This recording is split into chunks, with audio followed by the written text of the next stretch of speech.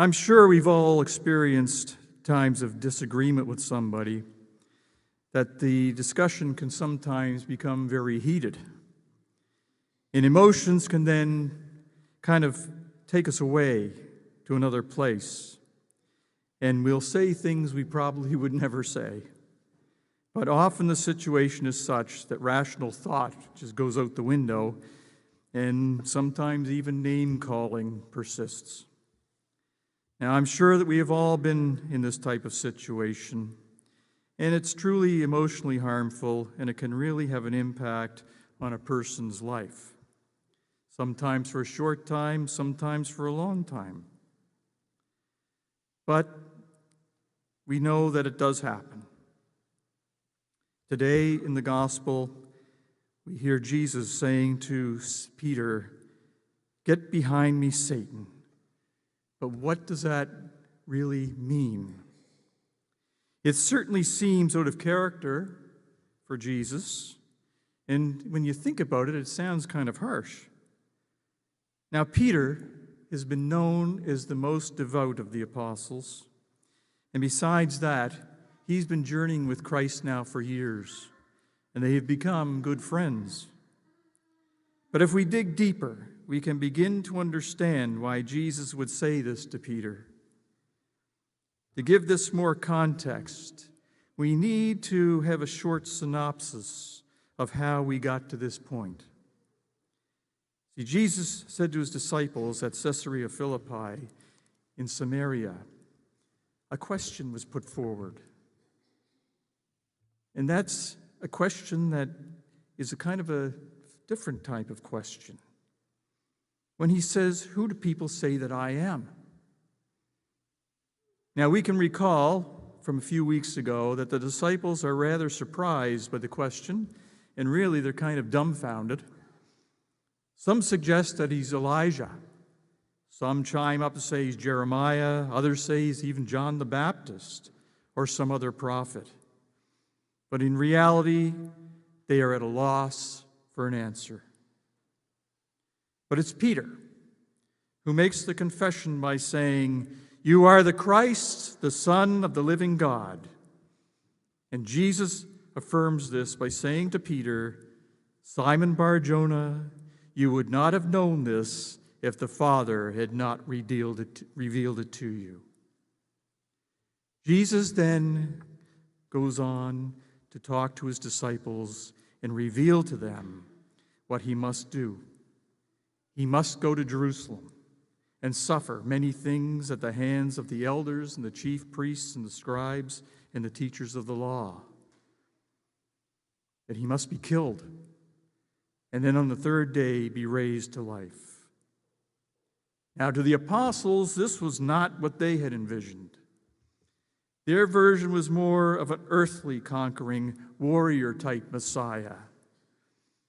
Their hope was that he would lead them to freedom, away from the foreign rule, and get back to the glory days of the Jewish people before Rome. But now the stage has been set. And although the others were no doubt confused by this turn of events, it is Peter, the impetuous one, who is the most upset by these revelations.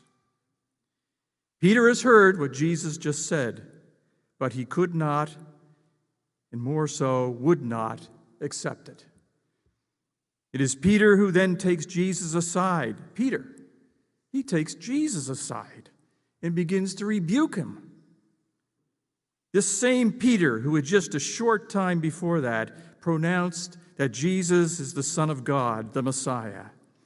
He has moved from his great confession of God's plan to focus on what? Himself.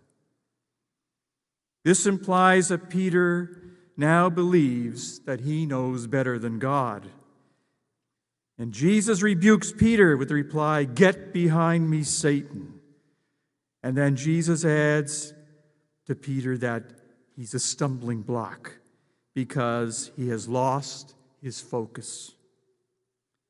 Peter falters. This is not thinking as God does, but as humans do. Jesus is emphasizing the sacrificial aspect of his mission. And Jesus is calling Peter out for opposing his path of suffering. Jesus has made it quite clear there are three things he must do. These things must happen. One, he must go to Jerusalem and suffer. Two, he must be killed. And three, he must be raised to life on the third day. Now, Jesus was saying that if these things did not happen, the plan for redemption of humanity would ultimately fail. And since there was no way Jesus would allow that, he had to go and do as he must do. Peter, the stumbling block. You see, Jesus, being fully divine, knew he must go to Jerusalem to save the world from the sins of mankind. Yet, being fully human, Jesus also understood the great pain and agony he was about to endure. And from a human perspective, it must have surely weighed heavily on him. The last thing he needed was to have someone, in this case Peter, tell him, this will never happen. Peter was speaking to Jesus' humanity and therefore became a stumbling block put before Jesus. We know this because later Jesus would pray in the garden, asking God if there was another way. But nevertheless, Jesus knew that it had to take place. And he says to the Father, let your will be done. Peter, telling Jesus that this can't happen, was feeding the part of Jesus in his humanity, what he was agonizing over about what was about to happen. When he says, get behind me, Satan, he was telling Peter that his thinking was wrong. Unwittingly, Peter had fallen prey to the manipulation of the evil one. So what can we take away from this exchange between Jesus and Peter? Well, if we are honest with ourselves, we have to admit, like Peter, we too can go in the wrong direction because of our human weakness. God chooses to accomplish his will on earth through people like us. He works through all of us who say yes to his mission, to his plan. And as you do his will, God's plan for us will be fulfilled on earth. Satan knows this, and he uses temptation and our human weakness to spread chaos throughout the world. The evil one clearly opposes the will of God ever being accomplished. Satan's agenda does not line up with God's agenda. It did not then, and it does not now.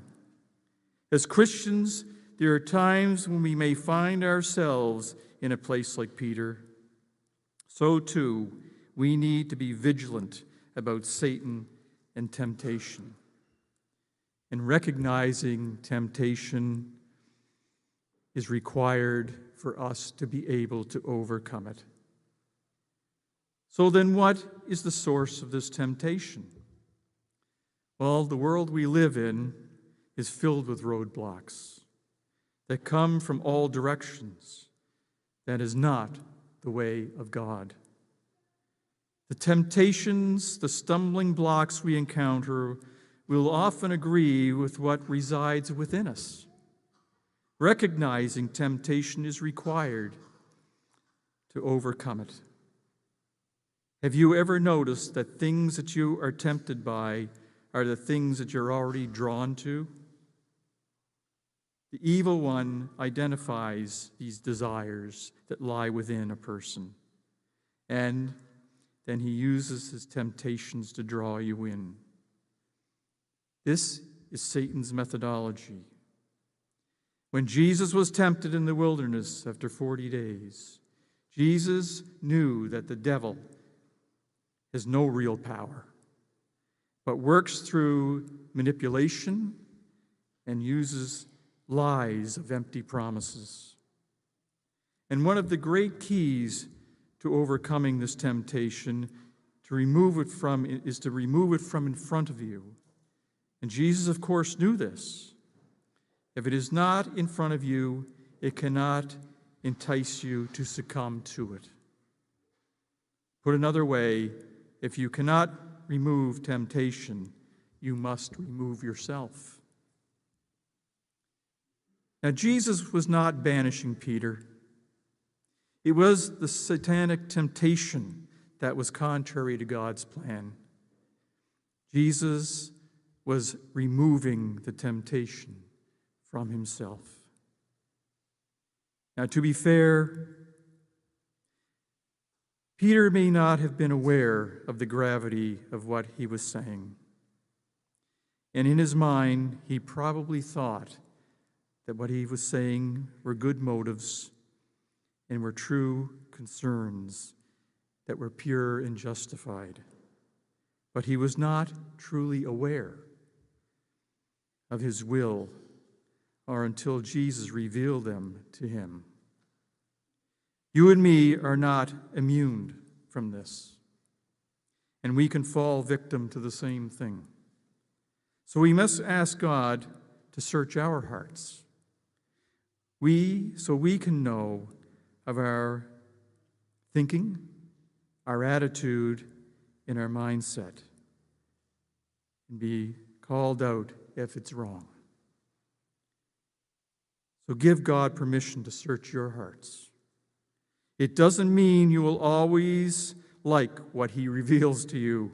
I'm sure that Peter didn't, but he does it so he can correct it. Get behind me, Satan, 4 powerful words that pack a very heavy punch. So let us pray, too, for each other, that we would always have tender hearts before God. Hearts that will allow him to reveal what really resides in them, and the hearts that respond to his correction.